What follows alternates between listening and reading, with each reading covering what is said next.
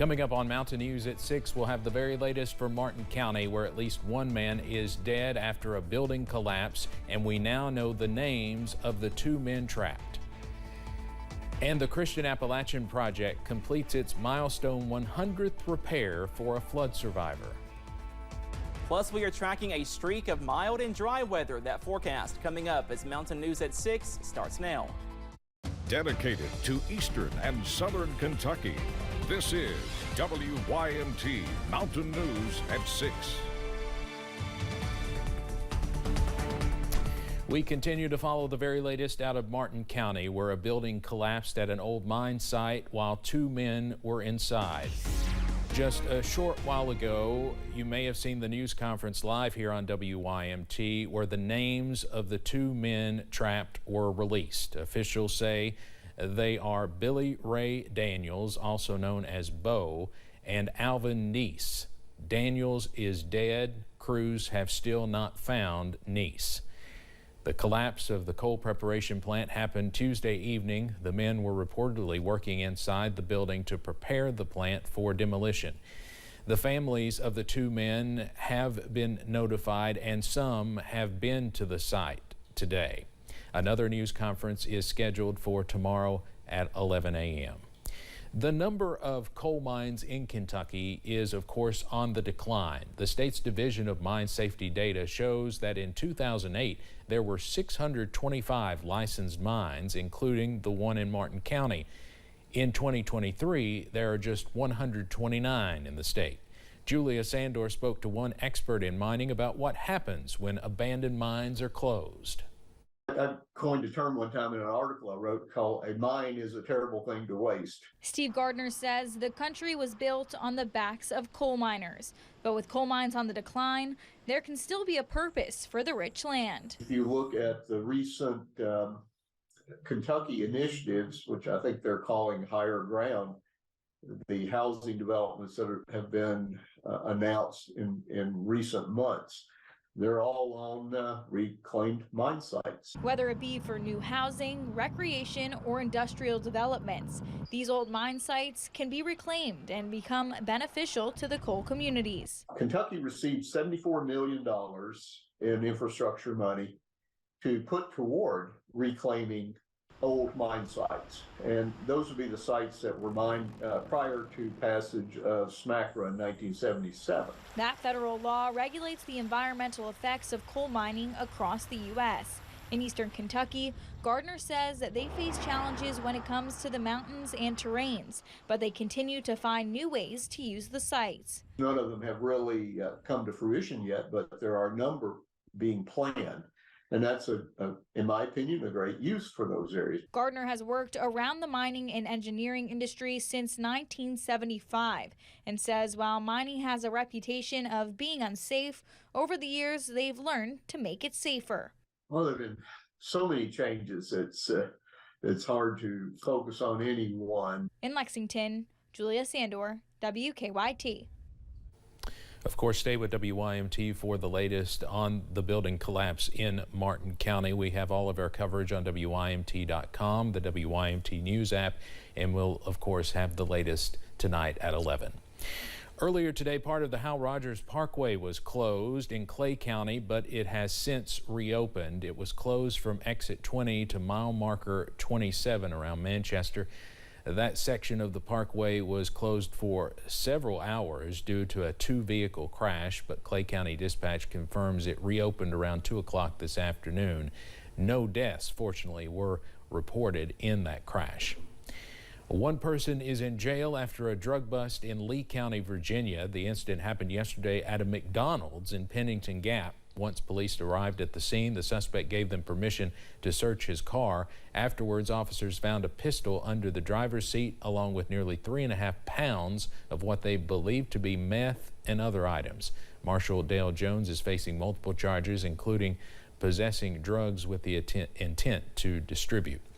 In Laurel County, the sheriff's office is asking for help finding a person who went missing. 33-year-old Brittany Begley was last seen on September 1st off West Cumberland Gap Parkway. Officials say she's 5'8", 200 pounds with blonde hair. If you have any information, you're asked to contact the Sheriff's Office at 606-878-7000 or message the Sheriff's Office on Facebook.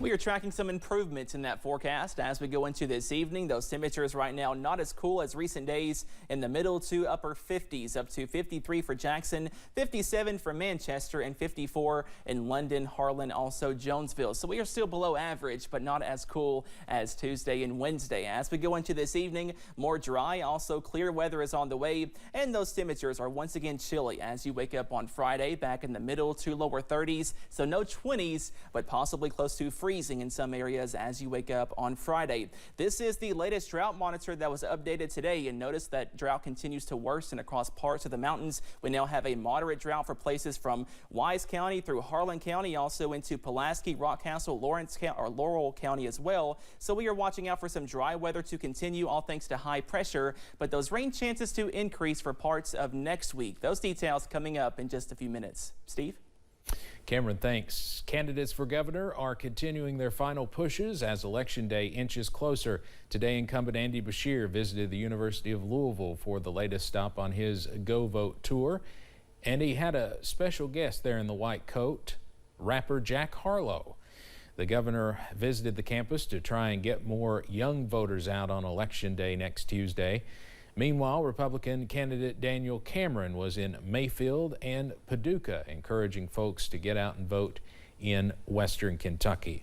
Secretary of State Michael Adams wants Kentuckians to get out and vote early. Adams is facing a challenge in November from Democrat Buddy Wheatley, and Adams voted early today at the Kentucky Center for African American Heritage in Louisville. He's encouraging folks to use the early voting option.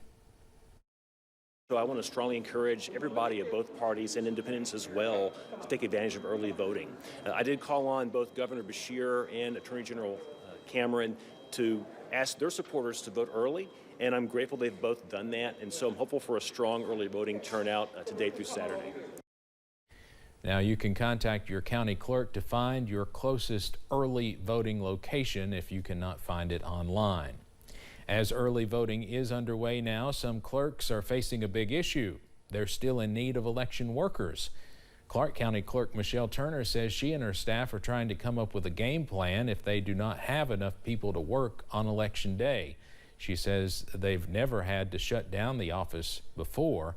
On the flip side, Bourbon County Clerk Santana Wilson says they have an abundance of people who have expressed interest in working the election. The Christian Appalachian Project just completed its 100th repaired home for a flood survivor. One woman in Knott County says she's happy to be back in her home. WYMT's RJ Johnson spoke with her about her journey so far. Flood recovery hasn't been easy for Brenda Sloan. Like many others, her home was damaged in the July 2022 flood. She says it was hard getting help afterwards. So I tried, I got an attorney, I appealed it, got nothing. They rejected me again. Another time I still haven't heard, and I sent a certified letter. However, she knew giving up was not an option. You know, I have a granddaughter to raise, you know, and I kept thinking, you know, he spared me. I mean, it was like I was on an island. When I looked out the side windows of the house and I looked out the back, and you know, all I seen was water. Thanks to help from the Christian Appalachian Project, a representative came out to see what they could do. He surveyed and looked at everything, and he said, since you got the supplies, he said, we can come and do your job for you. And he called me back and he said, we're going to be able to. Sloan says the only thing that kept her going was her faith. I survived. I'm a survivor. I'm a flood survivor. And I couldn't do it without him. I honestly couldn't. If I didn't keep my faith, I would have went under with that water. That faith is what led her to now. And the repairs, oh my gosh, you know, I mean, I walked into the living room and I'm like, oh my God, I don't have to step down, you know, the floor is level now. And we can walk out on the back porch because it was already fell through. Where she can get back to her everyday life. In Knott County, RJ Johnson, WYMT Mountain News. Sloan says without the Iowa Amish volunteers with Christian Appalachian Project, she would not have lights in her bathroom or hot water. The Kentucky Transportation Cabinet has announced the Owsley County Fiscal Court will receive nearly $35,000 in county road aid emergency funds. The funding will be used to repair a slide that occurred on Frost Branch Road. The USDA has announced nearly $250,000 in grants and loans is being awarded to Southwest Virginia.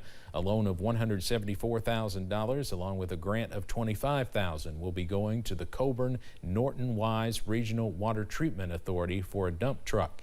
The City of Norton and Wise County Public Service Authority will also receive $25,000 each for law enforcement vehicles and a four-wheel drive sanitation vehicle. The governor's office has ordered flags at all state buildings be lowered to half-staff tomorrow. That's to honor Regina Huffman, who served the Coon Creek Volunteer Fire Department. Huffman died in a crash last weekend. The flags will be lowered to half-staff from sunrise until sunset. Well, we have high school football on the schedule tonight. Your Thursday evening forecast coming up after this break.